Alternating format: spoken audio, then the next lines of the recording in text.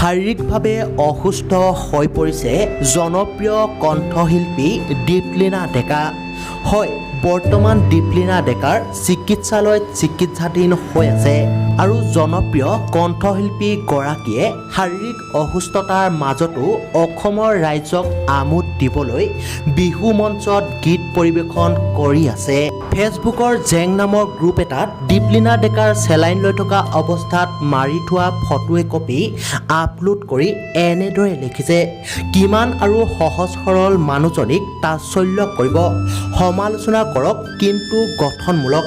শাৰীৰিক অসুস্থতাৰ মাজতো চেলাইন লৈ মঞ্চত অনুষ্ঠান পৰিৱেশন কৰি আছে কণ্ঠশিল্পী দীপলিনা ডেকাই। আশীৰ্বাদ কৰিব যাতে দীপলিনা ডেকা সোনকালে সুস্থ হয়। বন্ধুসকল, শেষত আমাৰ ফালৰ পৰাও সোনকালে সুস্থ হৈ উঠি সুন্দৰ সুন্দৰ গীত পৰিৱেশনেৰে দীপলিনা ডেকাই অসমৰ ৰাইজক আমোদ দি যাব পাৰে, তাৰে কামনা কৰিলোঁ।